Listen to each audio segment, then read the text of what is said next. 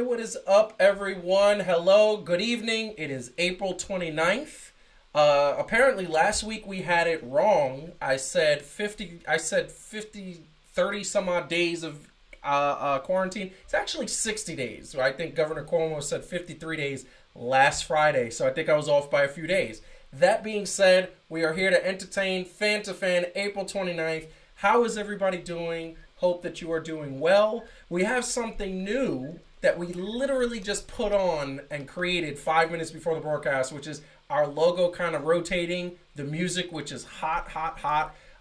Feel free to Shazam that and give credit to the artist, which is at the credit and the end credits at the end of our show. That being said, as usual, we hope everybody is safe and sound and with us.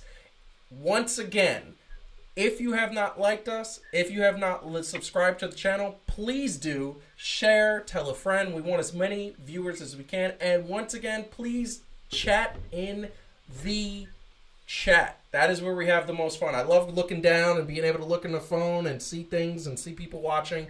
It is awesome. So, want to bring it really quick before we open up with a topic. We got so many things to go today. We got some WWE news. We're going to talk NFL draft. We are going to get into a bunch of things, even some fun things, because I feel like we haven't had many fun things because we've been so many COVID things all over the last couple of weeks. Today we're going to have some fun with some sports, and everybody's like, wait a second, sports isn't really happening. We found some sports. That's very good. So before we do all of that, before we get into that, and before we get into the monologue, Calvin, bring in Calvin. How you doing in the West Coast? Everything chill? Is Calvin hearing us? I think he's hearing the delay. Look, man, I'm in Washington. I got my coffee. You know what I'm saying? I got the dew.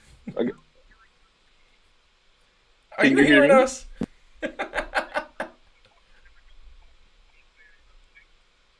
I'm good. Love it, love it. See, I can't rock a fro like that. I really can't, and that's the problem. Like, I can't do it. You know, so I think that's the thing that I gotta say is that you rock the fro better than anybody. You know, for being a Knicks fan, I like Scottie Pippen and his hairdo, at least in the '90s. So you know, I gotta rock with that. Is that the Walt Clyde Frazier fro? Is that what that is? It's kind of like the '90s Clyde Frazier. Right now it is. You know, I look like Clyde Frazier's uncle. You do. You look like. I swear, that's the way he had that fro when he won us the only championship. Well, no, the Knicks have 2 championships, but when he won us the last championship, Walt Clyde Frazier was the dude. He had that fro rocking, and you know that was the Dr. J fro. Like that was. I wish I could grow a fro like that. That would be nice. That would be nice. I grow that. I'm trying to get the Phil Jackson mustache, though. Yeah, please. That's the. I call it the 1970s porn star mustache because that is just that's what it is. I get that Hispanic Puerto Rican curly fro that just doesn't work. It doesn't. I don't like it. It's just horrible. And all my Puerto Rican viewers out there, y'all know that our hair can be like annoying at times. We just want to go. Exactly. So let's get into the topics of the day because the topics of the day are what they are. So what it is happening is that, you know, I think everybody on the planet, if you haven't heard about the topic that is going down, which is, you know, a certain documentary. We talked about it on the show last week. We talked about The Last Dance, ESPN Films. I think one of the best sports documentaries I have ever seen. Gives me chills just watching it. I've watched a lot of sports documentaries. This one is amazing. And we're not going to give anything away because there's a lot of people that haven't seen episode 3 and 4. But there's one thing that if you're hiding under a rock, you've seen. And you've seen the heat and the drawback that Isaiah Thomas was getting because episode 3 and 4 kind of focused on the bad boy Pistons. 3 more on Dennis Rodman, but Dennis Rodman was part of the Bad Boy Pistons in the late 80s. He was drafted in 1987 or 88, if I'm not mistaken. Well, there was a big conversation about sportsmanship Michael Jordan talked about sportsmanship. He talked about the fact that in his darkest moments, he took some serious losses. And as Michael Jordan's being as competitive as a person can get, he always managed to say, hey, congratulations. Don't worry. You beat me. I'm going to come back and I'm going to try to beat you. But you beat me. Okay, good game. You were the better guy on this day. Well, guess what? We see that in today's day and age. We see people who lost in a championship round given a hug, given a high five. People who've been injured, other players' teams checking on the injured player, making sure everybody's safe, and handshakes of truly competitive, like the highest people you could think of. We've seen that. We've seen that day and day. Now, the drawback that everybody gets is that today's NBA, today's sports are softer. Obviously, we have an entire generation, myself included, was raised on Disney films, raised on happy endings. And we were raised to be taught how to have sportsmanship. I can remember countless after-school specials, countless PSA service announcements that said, say hello, good sportsmanship, good teams, good job, guys. Don't ever be a bad loser. Don't be a sore loser. I remember coaches telling me that it's not good to be not good to, if you lose, say congratulations to the other team and work harder and try to be better. Well, something that was depicted in the episode 4 was the Bad Boys Pistons losing, being swept by the Chicago Bulls in the 1991 playoffs. This was after the Detroit Pistons had knocked out the Bulls previously in the previous 3 years. Knocked them out, beat them up, bullied them. They were the Bad Boy Pistons, and basketball at that time was ruthless. And if you played basketball on the playgrounds around New York City, you got beat up. People got into fights. People got upset. That's what happened. I remember a couple of times dudes choked me out, and that led to a fight. Some fights I won, some fights I lost. The fact of the matter is, I wasn't happy. But it was the sign of the times, and things have changed. Now, if you pass gas in the NBA, you get called a foul and possibly ejected. That's what happens all the time. But back then, it was what was done, right? They walked off the court without saying congratulations. They walked off the court without saying good game. They walked off the court like sore losers. And that's what was done all the time, right? Well, here's the problem with that. It wasn't true. Mr. Thomas said something that was factually wrong. He said that wasn't done. Well, here's a moment after Michael Jordan won his first championship and he beat Magic Johnson to win that first championship. They embraced. Magic Johnson said, great game. There are interviews that literally say, he beat us. He was the better guy. It's his time now. Larry Bird, as competitive as he was, did the same thing. Congratulated Michael for his time beating him. So Isaiah Thomas was quoted as saying, that was the time. The time was that when when you lost, you didn't congratulate the other guy. You walked off the court. Well, he lied. He made himself look like he was justifying his behavior for the time. And guess what? That wasn't done. It's the way the Detroit Bad Boys did business. It's the way they conducted their losing ways. It's the way they looked petty. They were petty. They walked off the court, and they didn't say congratulations to a well-fought game. A sweep, mind you. They didn't get mad at themselves and say, we lost. They said the Bulls beat us, and the Bulls cheated. We're not going to shake their hands. Those were his quotes. And he says in hindsight 2020, he knows it was wrong. But he never really said he was wrong. He never really said they was wrong. They were wrong. He just said it was something that shouldn't have been done. Well, I look at that and say, the problem with that is that there were so many kids watching that, and there were so many kids that could have been influenced in a negative way. Sports heroes are just that. They are heroes to kids around the world. And what they showed in that moment, and we thankfully feel that that doesn't happen anymore, they showed in that moment that basketball can take a nasty turn. The Bad Boy Pistons will never be celebrated by me personally, and I look at them now as not one of the great teams, but as one of the most petty sports teams in the history of sports, not just the NBA. And it's really sad because they did have greatness on there. But it just got tanked. So, just my opinion. Gonna bring in Calvin to this situation. Calvin, you heard the monologue. You heard my opinion. What is your opinion on the Bad Boy Pistons walking out after being swept by the Bulls, and as it compares to now? Now I get what you're saying, and I'm a cat that loves the way basketball was played before. I always loved the game. I do think in some ways it does get a little bit soft for other reasons, but that's a different conversation to have. But I will give perspective to something. Now, granted, I'm a Knicks fan, right? Like, and not necessarily a Bulls fan or anything else like that. And I was 8 or not. Well, no. We were 11 when that happened. Around 10. Yeah, anyway, I would say around 10. Yep. I would say this. At the time, my brother was 2, right? Yep. So we used to play basketball in the house. We would crumple up aluminum foil. We would have a little bucket in the corner, you know what I'm saying? And I was giving him the business. You know what I'm saying? Like, the business. He could not see me. The business. Now, granted, I wasn't as rough as they were, but I could probably see, given, time and everything else, right? Like, the moment, I remember the day that I lost to my little brother. Now, I'm 8 years older than my little brother. I ain't gonna call him little brother now, but my younger brother. I remember the day that I lost to him in the house basketball. I was heated. Nobody could tell me. Wait a second, you lost in the house? Yeah, man. Okay. Rules is rules, man. He was switching the shots.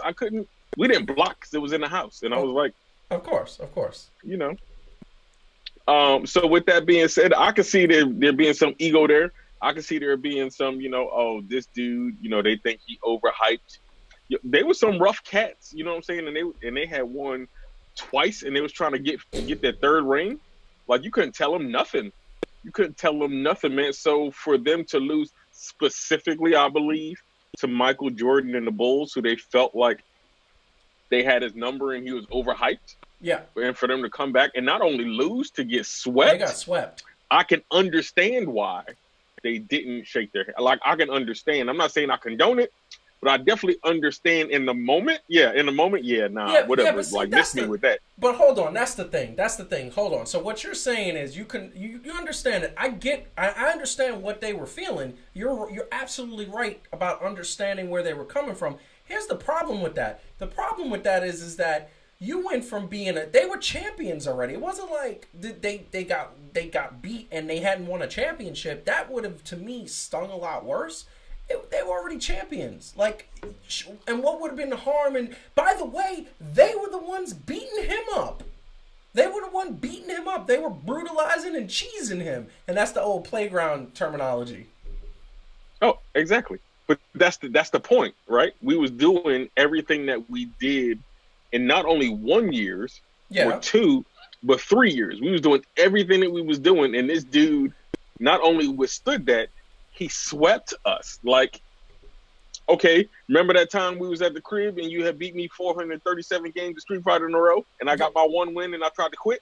Yeah, you did. I didn't let you. Exactly. I wasn't going to let you because by the way, that was luck. I still say that to this day. That was luck. Okay. All right, Isaiah Thomas. It's cool. Like, if you want to go there, well, look, you take your lumps. Now, unfortunately, from a coaching standpoint, right? Like, I would never tell any of the kids that on my team, I never let them huff off. You know what I'm saying? Or have an attitude or want to fight or things like that. So from that perspective, if I was coming from that way, yeah, that is definitely not a shining example of what you want kids to pick up from that. But I mean, there's still fans to this day, man. Like, but when you talk about that in particular and who it was, like, it was back in the day when they really didn't, not like, I don't social media like you, so I'm gonna click on, I'm gonna say what I think is some harsh things on the internet and think I'm clever. Like, back in the day, for some reason, it was like they was beefing. Like they was legit beefing. That's a clean suit, by the way. That is a clean suit. But I'm showing this picture because there might be some people that are watching that don't know who the Bad Boy Pistons were. But this is what we're talking about. Like, if you look at the picture where it's the entire Pistons team, they don't look like dudes who are trying to be nice. And see, I'm all for competitiveness. I'm all for like people being competitive and being like, okay, we're gonna go all in and we're gonna go hard. But these dudes look like they just trying to kill people. Like, really? And by the way, John Sally was a part of that, and John Sally to me is not tough at all. Like, to me, he was the marshmallow of the group. Oh, true, but see, you know what the thing is? In a way, not exactly the same, but in a way, they just capitalized off of what was allowed in the climate at the time of basketball. Yeah, just like right, like the Warriors at a certain point, right, wouldn't be the same Warriors that they were with Steph and Clay if the climate hadn't changed, and all they did was be the first ones to really capitalize to that extent. Yeah, and that's a good point. I get what you're saying. And really quick, and I want to get your opinion, just a really quick answer on this. Like, the debate has always been if the Warriors that won all those games with Kevin Durant and if they were in that era, you think they'd been as successful as they were? No. Really? With the harsh rules? Yes. With the hand checks? With yes. them letting you beat people up and all that other stuff? Yes. Nah, man. Nope. So here's the thing. You know why I think they would have, and then we'll get back to this in a second, but you know why I think they would have? Because they would have just sat at half court and just shot threes. Because that whole team can do that. So they wouldn't have tried to drive. They would have been like, all right, I'll just sit back and shoot threes and blow people out by 30. They wouldn't have blown the Bulls out because the Bulls had a bunch of perimeter defenders. But the bad boy Pistons couldn't block people on the 3-point line. They were like, if you come in the lane, I'm going to kill you. But I think they had one of the highest 3-point percentages against. So I don't know. Maybe I differ on that. We might have to disagree on that one.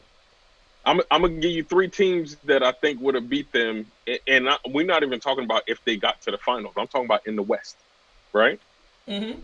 We're talking about the Rockets, which I hate to say that. Oh, you know what Rockets I'm talking about? Yes, I'm talking about those Rockets. Ones.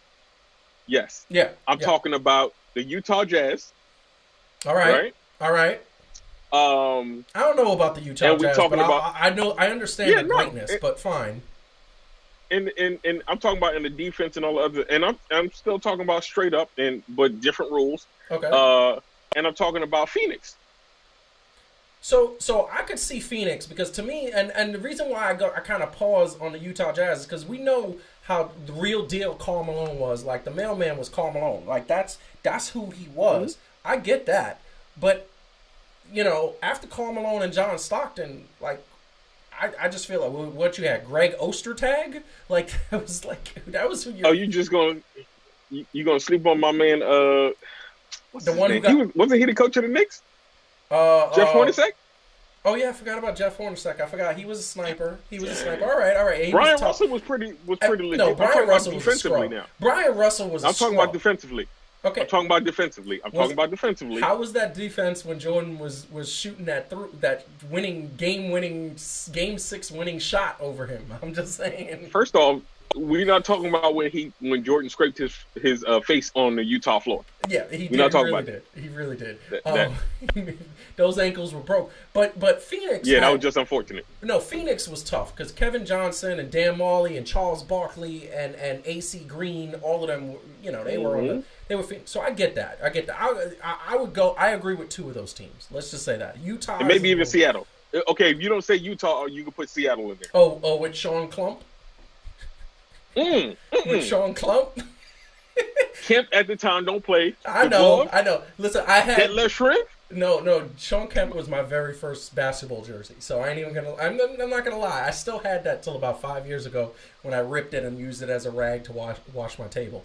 But that's neither here nor there.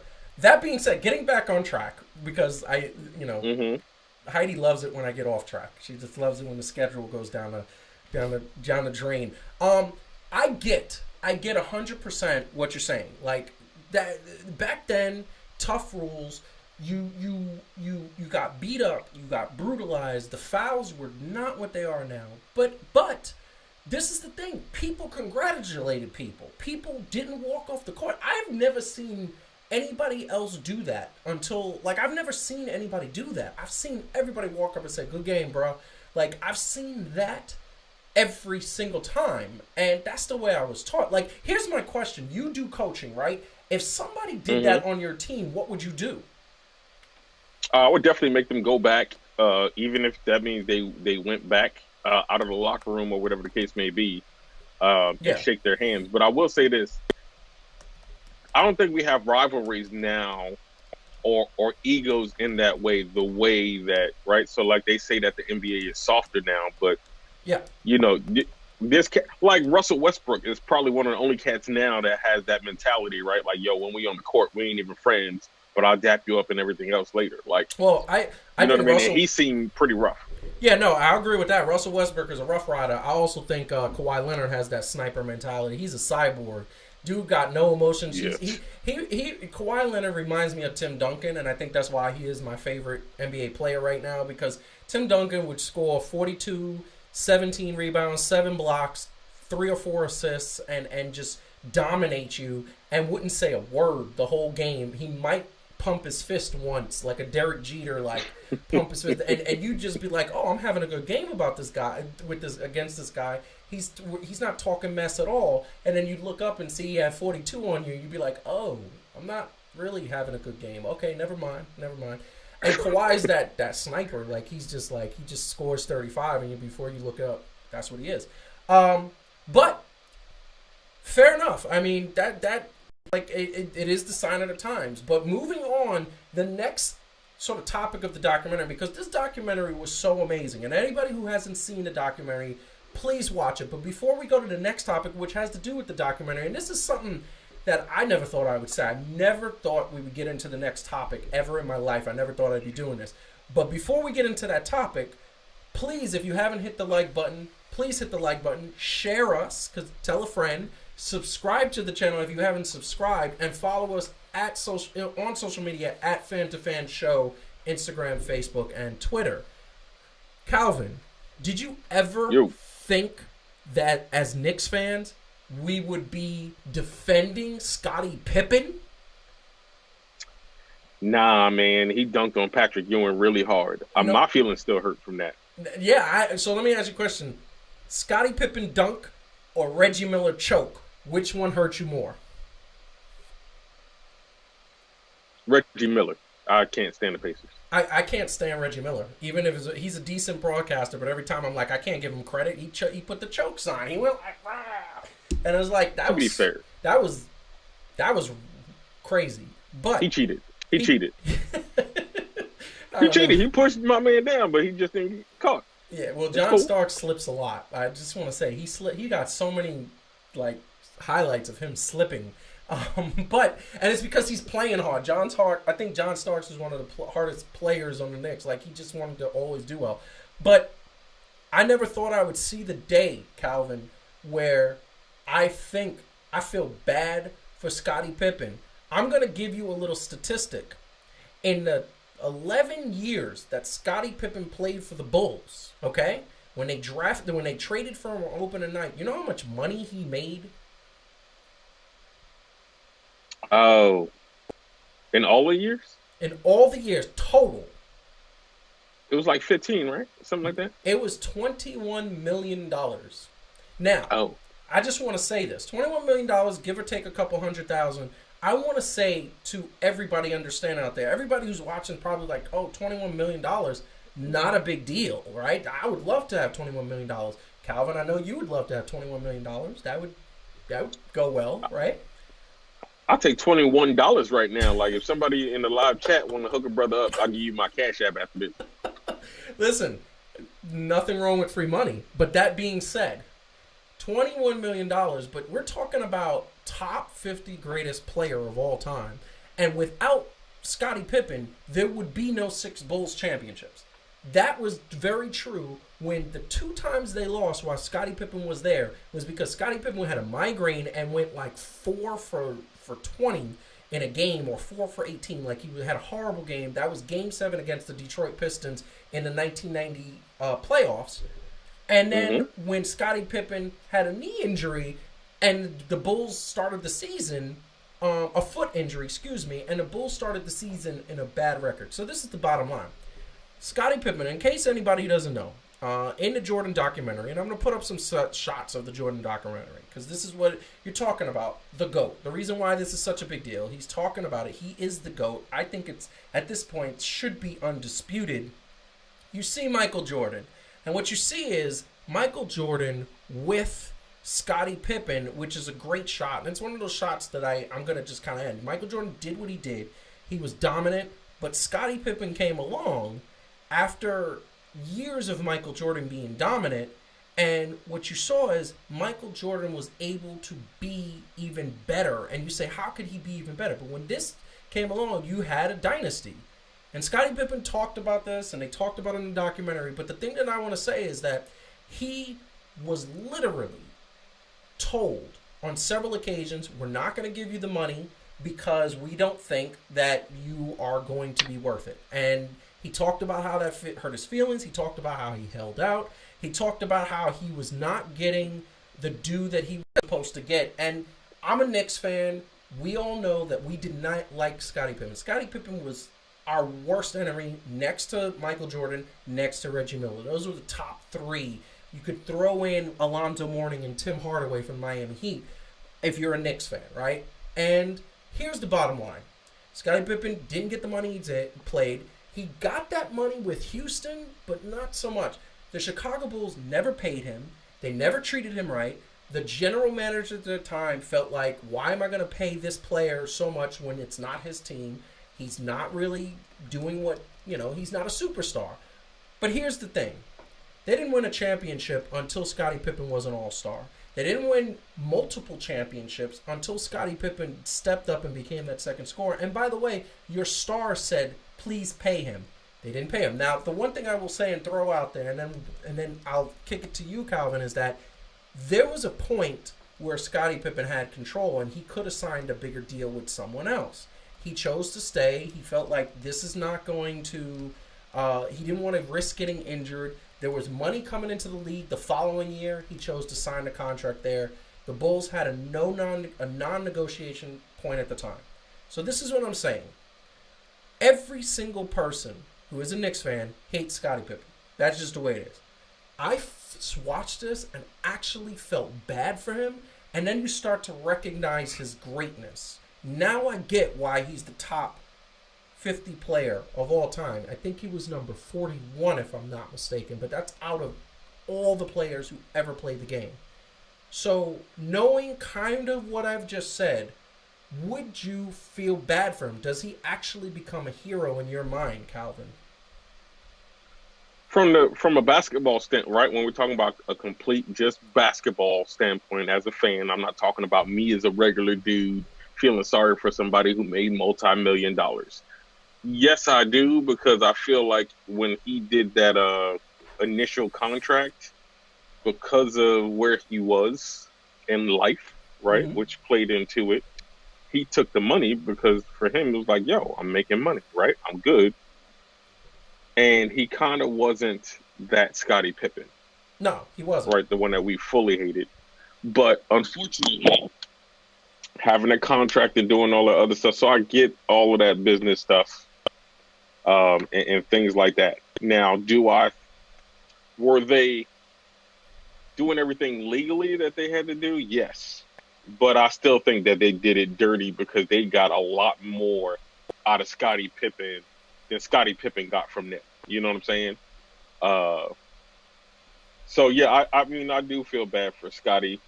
Did you ever think in that you would regard? say that? Because, no, because I was like, nah, it is what it is, or you don't get to know that part. So I'm like, yeah, from the basketball standpoint, I'm like, nah, whatever, bro. Yeah, I mean, but and see, that's the thing. The thing is that I agree with that. I didn't feel bad for him, but the one thing I will give credit to the NBA, and this is what I feel. I feel that players who didn't get paid what they got paid, but had a significant impact on the game. You know that Scottie Pippen with the Bulls, obviously Michael Jordan was the person who catapulted the NBA to the heights that they are now. It's a global game. In my opinion, it's going to be the game that takes over globally one day. from soccer, because right now soccer is the global leader in terms of ratings, revenue generation, in terms of the sportsmanship and the global fanfare that they get. The NBA is the only sport to me that has the chance to do what soccer has done globally, and I think they will. Michael Jordan started that. I think the USA Dream Team started that. But there are players that didn't get paid what they should have gotten paid. Like Julius Erving, I know he was back in the 70s, but obviously they weren't getting revenue, and obviously inflation wasn't the case. But do you think players should be taken care of after they retired? And by the way, NBA thinks so. I believe they have a sort of way for that to happen, but do you think that's a good thing to do? To a certain extent, yeah. I mean, sometimes it's just paying your dues, and I don't see here's where it gets tricky to me is because sometimes, right, like it wasn't the NBA's fault necessarily. You know what I'm saying? Like they were trying to build something, and so I don't think that they were purposefully holding out from the players to make something else. It just is a matter of circumstance. You know what I'm saying? Like, hey, sorry about that, but hopefully they were getting paid the equivalent of top dollar when they were playing. But yeah, no, they should kind of, maybe not everybody, right? But like those ones who really help contribute to the game. And I know that doesn't sound fair in the climate that we're in now, but no, but I mean, have some kind of retirement. Yeah, and I mean, here's the bottom line. I think that they do have something like that, but here's the bottom line. Also give them opportunities to come in and coach and be a part of fanfare and give them opportunities. I think they do that. I want to actually research that, and on the next NBA topic show, we will do that. But I'll bring that up. But I mean, there are people who in the 80s had, Magic Johnson, Larry Bird, clearly they kept their careers going, they got paid. But there were other people that were just as good who didn't get the fanfare, didn't get the salary for whatever reason. I think, and they need to be taken care of. And obviously, there are certain rules and things that I don't know. Maybe I just want everybody to be rich. That's just maybe me. But we got to move on because we are late. But that was everybody who hasn't seen that documentary, please check it out. It's on ESPN. No problem. And I want to say the chat is unusually quiet. I'm seeing there's about a bunch of people. There's a good double-digit number. That's decent. If you're in the chat, if you're watching right now, feel free to put a comment in the chat. Definitely put whatever you want. We love it when we chat. Also, like, subscribe, and share us. That being said, moving on. And send me my $21. And send Calvin his $21 because, that's why not? Why not? It should be $21.50. There you go. So, last week, we had the NFL draft. The NFL draft was, virtual because obviously people can't be in live the way the NFL draft is. But there was a lot of entrances. The draft order was very interesting because you got the Giants who had the 4th pick. Cincinnati had the 1st pick. And these are teams that generally don't do well. Like Cincinnati, Washington, Detroit, Miami. Those are teams that are not expected to make the playoffs. Those are teams that are not expected to do well. And I think the Giants have won Super Bowls in the last 10 years, last 12 years actually. However, it was interesting because you always say, can one player make a difference? Now, the 1st pick was Cincinnati, and Cincinnati picked quarterback, the LSU quarterback, as Joe Barrow. He is the real deal, seen getting that hat with his family, his mom and dad, kind of sitting on the couch. It was very interesting, doing some interviews from the living room. Interesting lampshades, I will say. But he is a stallion. He's a good he is a good quarterback, great on passing. They, obviously young, has to be developed. Cincinnati is going to want him to be their quarterback. I mean, you draft a quarterback 1st round, it's going to be you want that person to be a franchise quarterback. Now, I don't really follow college football, but I will say that I heard a lot of statistics in Joe Barrows. And I keep saying Barrows, it's Joe Barrow. He had some good games, and LSU is always in the spotlight, and they're always top 4 or 5 teams in the nation. So he has the spotlight on him. The pressure is on him. When you go to a school like that where football is as big as it is, pressure's on you. Now, first year, You're talking Cincinnati doesn't really have an offensive line, doesn't really have a running back that's all that great. What do you expect out of this first pick for the Cincinnati Bengals, who haven't won anything in a long time, except a lot of regular season games? Well, what do you expect from the Cincinnati Bengals first pick? The quarterback from LSU, Joe Burrow. See, the thing is, I believe that I mean, I do watch some college football. Joe Burrow is definitely the truth as far as it looked, in his game and how he's playing in college. To me, and when you get to that next level, a lot of other things are going to play into it. I know, like, there's been that speculation: who is better, Tom Brady or Bill Belichick? Right? The answer is neither. It's both of them, right? So I feel like the coach and the system, understanding how he plays, the offensive coordinator, the schemes that they have, I think everything has to be in line for him to be as successful, because college sometimes doesn't give you the full picture, because sometimes you could just be a stud, right? And amongst them in college, but in the NFL, it's the truth.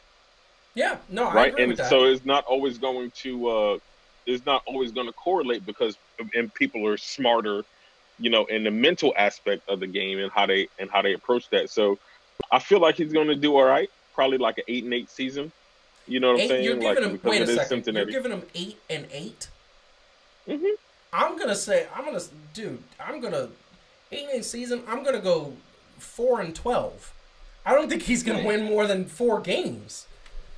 And I think, I would actually say, listen, I think they're going to be a top 3 pick again. So I would actually say maybe even 2-14. But I'm going to say, let's be nice. This dude is the number 1 pick. He's going to improve on the games. I say 4-12. Why are you giving him 8-8? What is the reason for that? I don't think that their division is all that tough. Okay. Not the toughest around. So I do expect him to take some of the divisional games there. And sometimes, when you got the first year and people really can't, like, hone in on you, you know what I'm saying? And, like they don't really see you prepare coming for you the way that they want to. Yeah. I think he might get some of those games. Because I don't think that Cincinnati is overall, like, a horrible team. You know what I'm saying? Like, sometimes they lost games pretty... I have family in Cincinnati, and Cincinnatians don't like the Bengals anymore. So that's just Are they rooting for the Browns?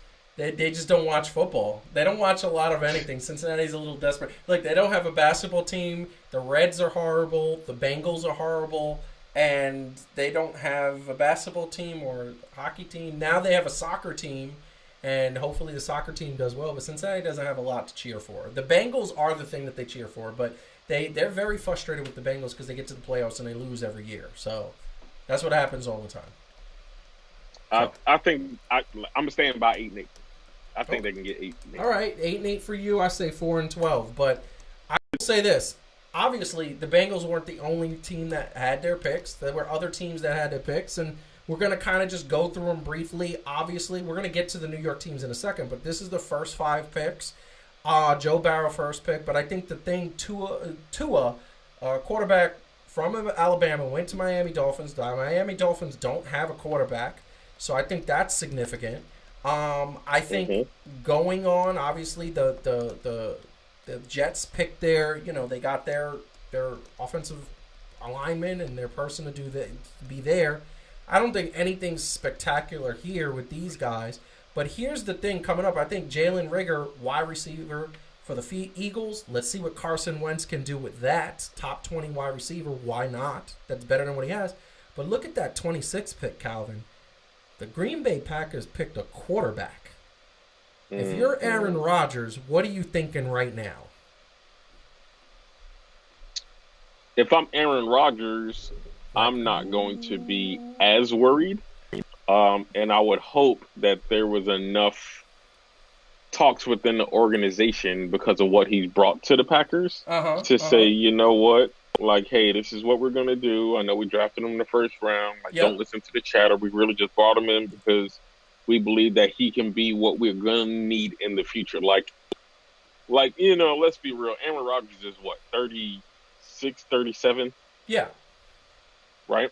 I mean, I know we see Tom Brady at 44 still doing it, and technically that would give him 7 years, but everybody ain't like that. And Aaron Rodgers has had some injuries, and he has had some not so stellar performances recently.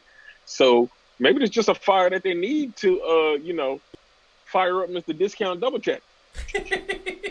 Well, discount double check. Yeah, that actually that works. I mean, listen, I will tell you right now, the one thing that I say is that if I'm Aaron Rodgers, if this is me, I'm going in and I'm going to say, all right, you drafted this young kid, a quarterback. I'm going to mentor him. I'm going to say, let me give you all the pointers. You're going to warm the bench for the next 2 years at least. And then when he's successful, I'm going to say he's successful because of me. I'm the reason why. I trained him. He mentored me. I'm the reason why. I'm his Brett Favre. Oh, my God. And then when he's not successful, if he wasn't successful, I'll be like, well, you shouldn't have drafted him. You had me. And I'm going to leave after 2 years and let them work with that experiment. Because here's the bottom line. The Aaron Rodgers doesn't owe the Packers anything. He has always been a top-notch quarterback. They have never given him what he needed to win. That is my opinion. They could have had 3 or 4. If Aaron Rodgers was with the Giants, with Tom Coughlin, if Aaron Rodgers was with, and I hate to say this, and I hate this with a passion, if Aaron Rodgers was with the Dallas Cowboys, the Dallas Cowboys would have won a Super Bowl recently, okay? And if Aaron Rodgers was with Atlanta, Arizona, Seattle, okay, any of those teams, Super Bowl, and he would have had multiple Super Bowls because he's that nice. He was with the Packers. He's got 1 Super Bowl, and it was 10 years ago. It feels like it was so long ago. It's like, does it even matter? And he needs to win more Super Bowls in order to become one of the greatest. He hasn't even gotten to he's only gotten to the 1. He doesn't owe them anything. He doesn't owe them anything. I mean, let's look at Peyton. Let's look at how great Peyton Manning was. Yeah. Right? And how sometimes he just came up short. And they were still willing to get rid of him for Andrew Luck. Yeah. I think it just happens sometimes. It's 100%. It's 100%. Like, he shouldn't. He is at a point right now where he just say, all right, I'm going to let you guys do what you got to do. And I would leave after this year. He should have left already. But I think that the new coach said, come on, let's try to do this right way.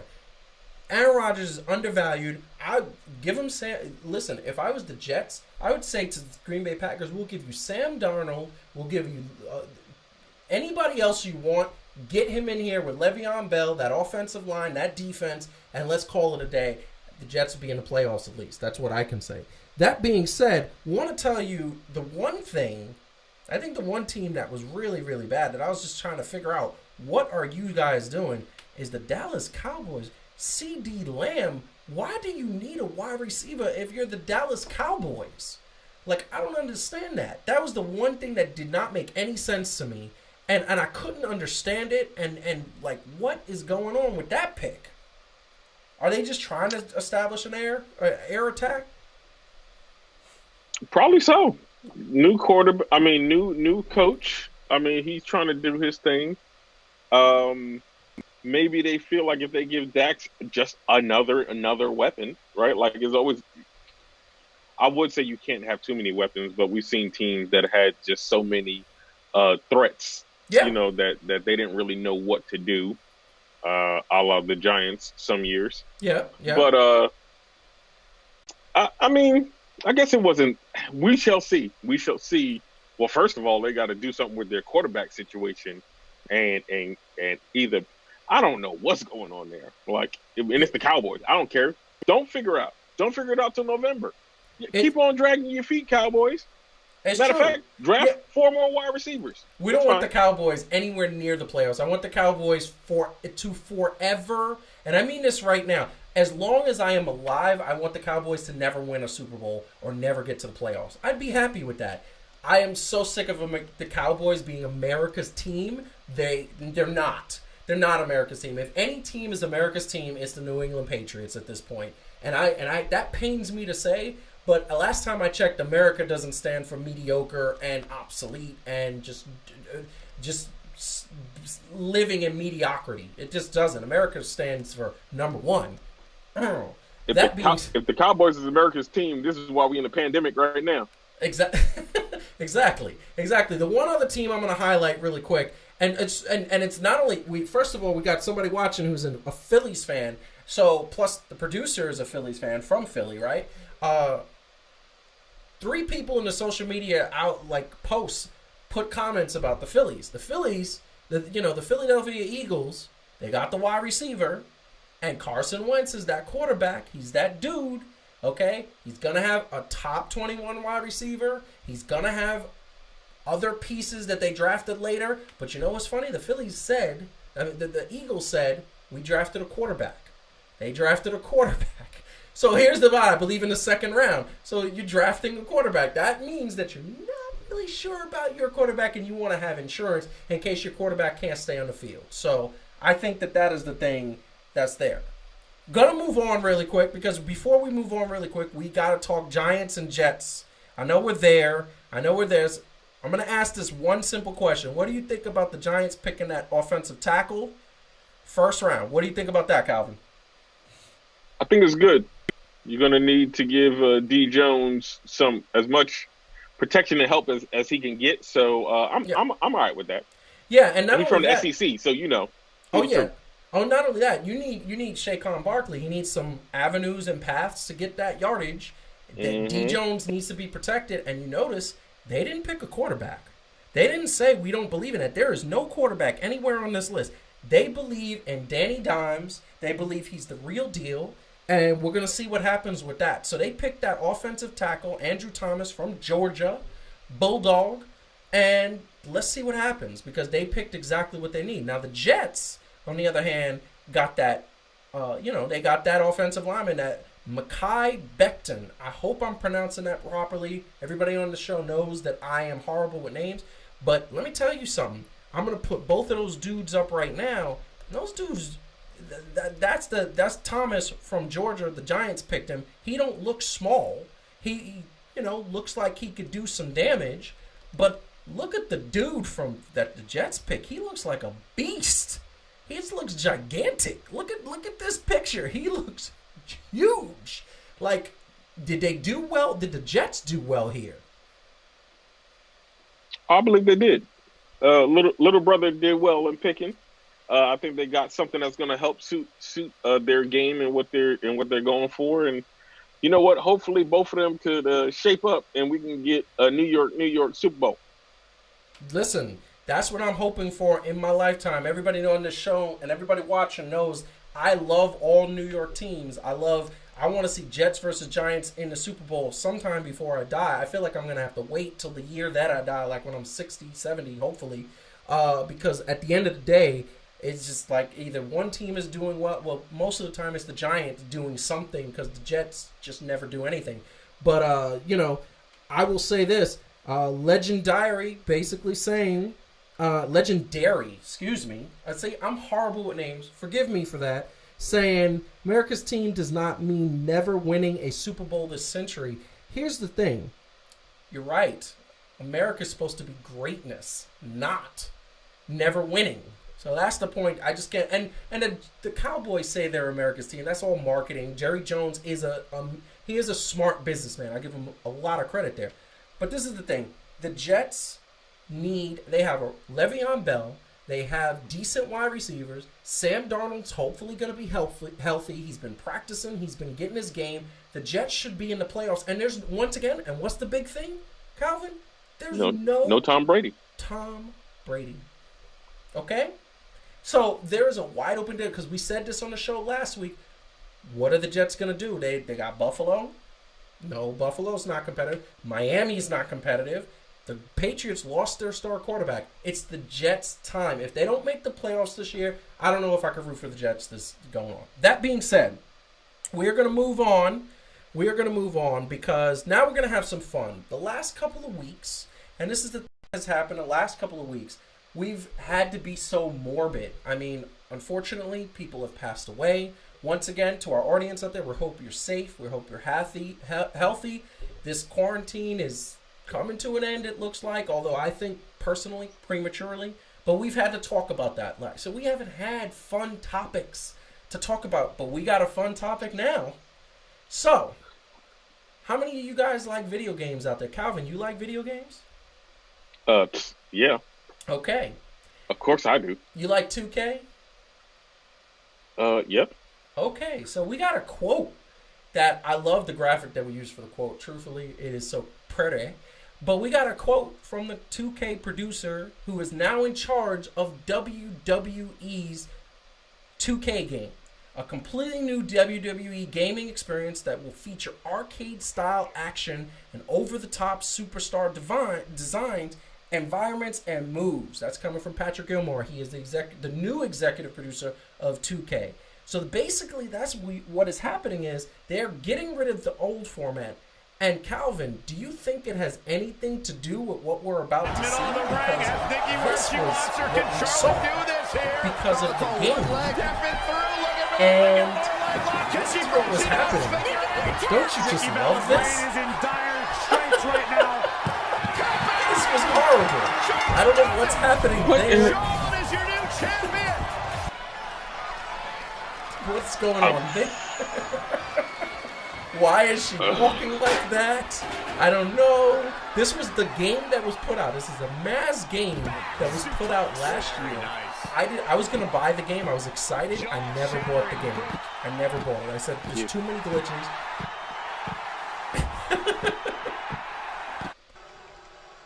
I mean, it gets worse. Hopping through tables, like what is going on? She's crawling on the floor. Like, this is what's happening. Did you get that, Calvin? Would you buy this, Calvin?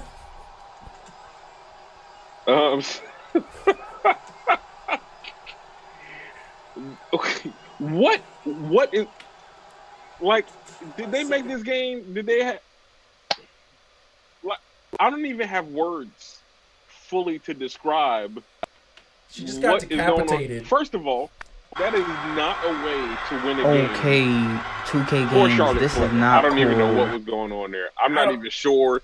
I don't know what if was that happening. was suitable for. What is? My man is, look, it, hands on your knees, hands on your knees. That feel like they were doing a cha-cha slide that whole time. Slide to the left, slide to the right. One hop this time, one hop this time. It was horrible. And then in this, the last clip shows the guy's not even making a pin count. Listen, that shouldn't be happening on a game of that level. 2K puts out 2K20 basketball and puts out the WWE. So they didn't. So now what you're going to see, and this is the fun part, now you're going to see almost an NBA Jam style type of wrestling game where there's powers. Apparently the gentleman and the guy brought in from Saber Interactive, they were produced Battlegrounds before. They were the ones who helped it. They're coming out with this is the new game. This is screenshots, possible screenshots from the new game coming out, where it's going to be these big characters. It's going to be more fun. It's going to be more arcade style. So are you excited about that? Do you think they did the right thing getting rid of the old and doing this new style? It depends on the extra content outside of the actual game itself. You know what I'm saying? Yeah. Like, I'm not going to lie. I did like the create a character mode, putting them into the universe, kind of having your own little story and doing things like that. I did like that. This right here is not cool. Last year aside, I'm talking about the other non-glitchy games, right, where you can add the moves. What is that? That is horrible. Let's not show that again. I don't know what that is not. Hopefully we ain't got nobody under 18 watching this. Oh no, I'm sure there were plenty of people watching that. That was ridiculous. It was so ridiculous. That is I think Andrade is mad about that. She is getting her fit on right there. She is. She is. There are aspects. I don't understand, and this is the thing, I don't understand how they let that happen. I don't, like, was there no quality control? Did they not play the game before they released it to the public? I don't know. That was really bad. That being said, we got some news coming out of WWE, so let's break this now.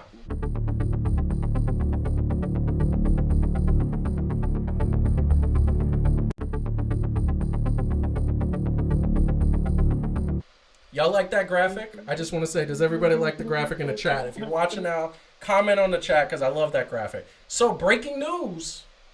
WWE, it's being reported by several sources. Several sources are reporting that WWE is going to be sold to Fox and ESPN.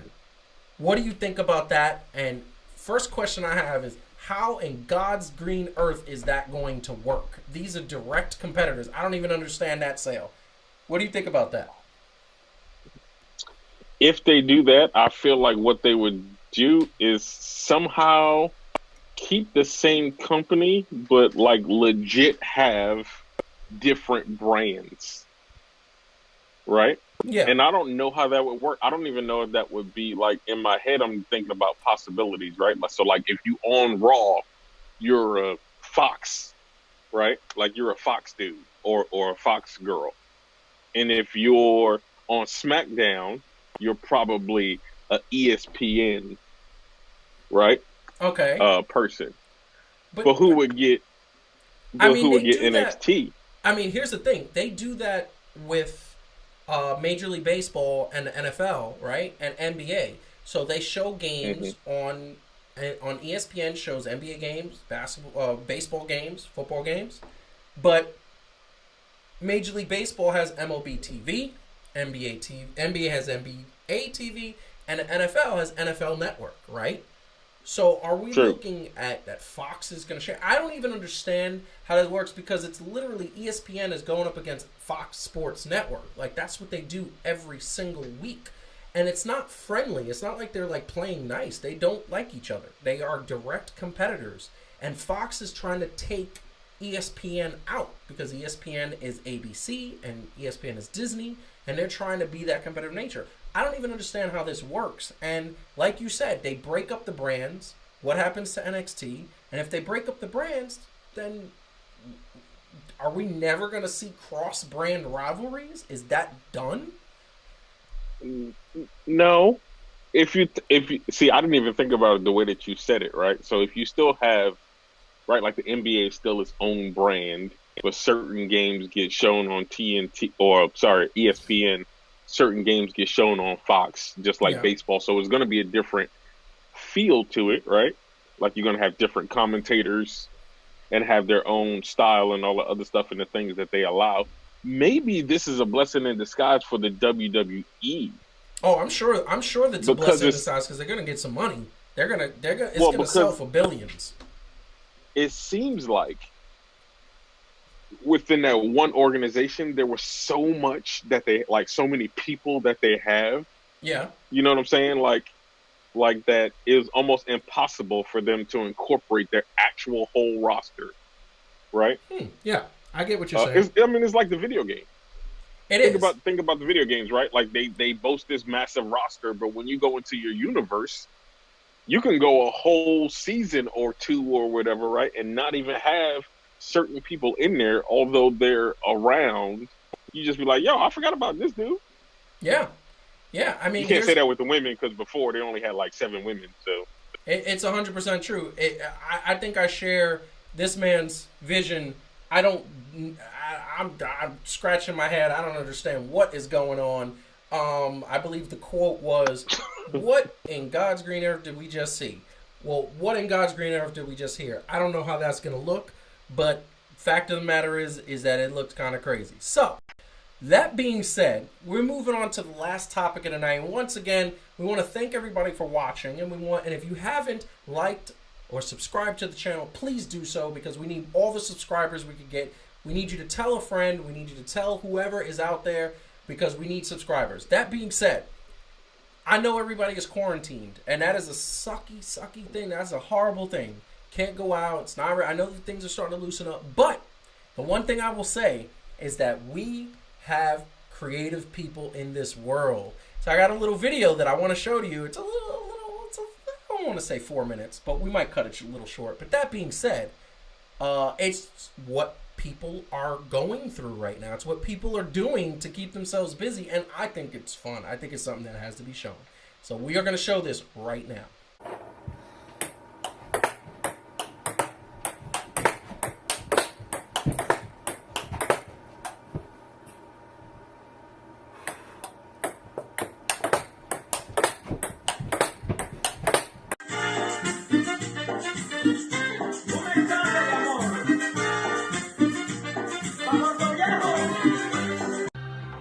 Hey guys, Mr. Pie here again, and you're joining us today for a how to play tennis. So hopefully all of you now have made your tennis racket and your tennis balls, and as you can see now we have set up our tennis court inside your living room, inside your bedroom, just outside, and there's different ways you can set your tennis court up. So as you can see here, we've used a line of chairs.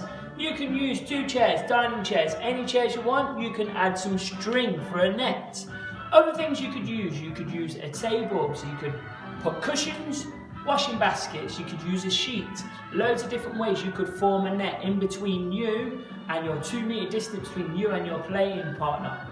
Now, if you want to make a court to see your court markings, we here have used string, other different things you could use to mark your court. So, moving on to the game of how to in tennis, there's 2 different ways you can serve. So, if you're a beginner to tennis, you can serve underarm, where you will throw the ball up and you have to hit the ball before it hits the floor, or you can serve overarm, where the ball goes up in the air, you extend your arm and hit. Now for you guys scoring in tennis today, the ways that you can score points, and there's different ways you can score points. If I hit the ball out of the court markings, okay, the other person scores a point, and if I double hit the ball, the other person will score points. And not only if the ball touches the floor before I can hit it, you're out. So slightly different to tennis, the ball can't touch the floor. So we're doing something called a volley. So we've got our player today, and we've got Miss over here. Okay, Mrs. Harrison, give us a wave. Okay, as you can see, she's got our tennis racket that we're using in our how-to game. And we're going to start with a nice, easy scoring. For key stage 1, we're going to go 1 point every time the other person makes an error. So remember, if I hit it out, Miss scores a point. If it hits the floor, okay, we score a point. So we're just going to start off, and I'm going to start with a nice underarm hit. Make sure I keep it inside the area, and we play. Okay, let's hit the net. Oh, and stop there.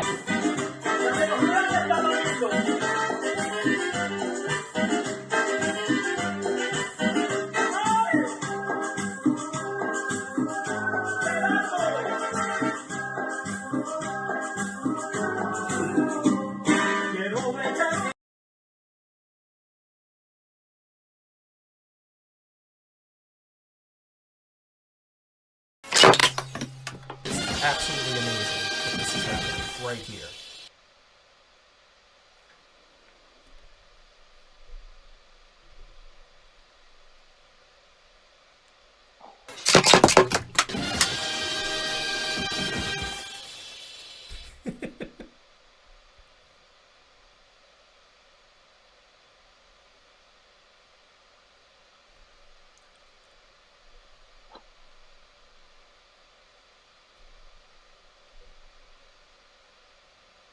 This guy needs an award and a Nobel Prize. This is amazing that he does this.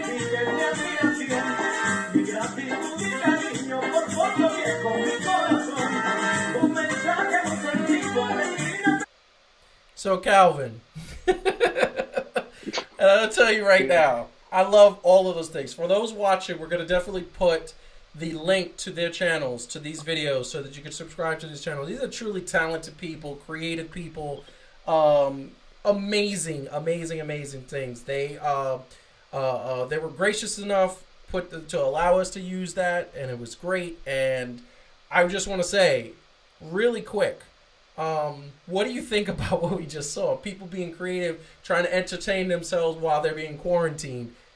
What was the one that was the most fun for you? Well, obviously, to me, it was the dude dancing by himself, doing the salsa music. But I gotta let people know this. Like, y'all, this is what y'all don't know. This is how dope this channel is, right? That was not actually people making up their own things. This is actual footage that I really sent into these guys of Joseph preparing for our prom. All of them. Like, all of them. That was, I didn't know if y'all had knew that. That's horrible. That's horrible. You put me on blast was like him. that. He was practicing. He did the whole, I tried to get him not to do the whole nipple thing, y'all, but I don't know. That was him. It was high school. It was the time. It is what it is, though. Let me tell you something. I will say it right now, and I'll be very honest with you. My man with the dancing, he had some moves. He was just going. He was just like, That was entertaining to me. I saw that and I said, yeah, we got to talk about this. We are going to do, and we're going to make this announcement because next week we're starting this, but we're going to make this announcement coming up. We're going to do a segment where we talk about games in the home, like what games can you create? We would love to hear from our audience, everybody watching and everybody who's going to watch over the next couple of days, the rewatch. If you have a fun game that you have done at home that you've created during this quarantine, guess what? Let's look at the bright side. You're getting creative and you're trying to entertain yourselves in creative ways. We want to hear it. Feel free to email us at jf@executionentertainment.com. Also, put it in the social media. You could put it at the post that told you we were going to be an hour live. And you could comment below in the YouTube channel. So I want to see what people come up with. I think people have gotten creative because they had no choice. So my man, yes, definitely. My man with the Corona beers. I don't know how he did that, but like I'm not even going to try to do that. That'll just be a mess on my kitchen floor. I don't think I want to do that. So yeah, that is amazing to me. So this is what is going to happen next week. For those who watch Fan2Fan, we are going to do something a little different. Next week, we will not be live at 10 o'clock. What we will be is we'll be premiering segments where we talk about targeted topics. So, for example, we are going to do a topic on AEW. Like, we're going to dive into the fact that the AEW ratings have been stagnant. Why is that the case? We're going to highlight AEW. We're going to highlight the NXT AEW Wednesday Night War. That is going to be one segment. We are also going to have another segment where hopefully there's more clarification on sports coming back to us and more what that's going to look like from a baseball, basketball, and soccer perspective. Football obviously doesn't start till August. What's going to happen with the NBA draft? Obviously that's going to be virtual, but they didn't even get to have a March Madness. On top of that, there's going to be these segments that you get to watch, comment, and we're going to share. And feel free to tell a friend and to comment. And we will be live in the chat as these videos are playing. There's going to be one at 10 o'clock. There's going to be one at 10:15. And there's going to be one at 10:30. And these different segments are going to be targeted to what you particularly like. Now, obviously, YouTube, you could always watch the next day. Obviously, some people have to get up and go to work or have kids or... And, maybe you're just tired. Maybe you have an early bedtime. This gives people the flexibility, gives our fans the flexibility. That being said, we will be back live in 2 weeks, live to talk to you about what you thought. And we would love to hear feedback on what you thought next week. So, Calvin, what do you think about our new segment? You think that is a good way to go? Oh, definitely. I mean, we always bring out the hot content, so no matter what we do, y'all already know it's going to be fire. So, I love it. Just watch for it, guys. I love it. So that being said, we are going to wrap it up. We are going to say that we love everybody who joined us tonight. Obviously, we want more people. We want to see more people. The more people that join, the more people that interact, the more people that talk in the chat or interact with us on social media. Fan2Fan is about the fans. So once again, if you haven't liked the channel, if you haven't liked the video, if you haven't subscribed to the channel, Follow us at Fan2Fan Show on Instagram, Twitter, and Facebook. Need subscribers, tell a friend, and please, please, please, please want everybody out there to engage us. Calvin, any last words for the fans?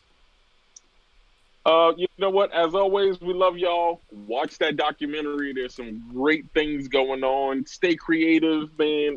Keep your mind engaged. Stay healthy as always. From one fan to another, man.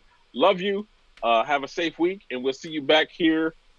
Well, in 2 weeks live, but we'll see you. I just love switching from you to Titus O'Neil. He's amazing. He is absolutely amazing. That being said, yes, we will be back in 2 weeks. Next week we do things a little bit differently, and then we want to hear from you. So please stay safe, stay happy, stay healthy, and we want to see you more. Share and subscribe us really quick. I'm doing that. I flung it. Have a good night, people.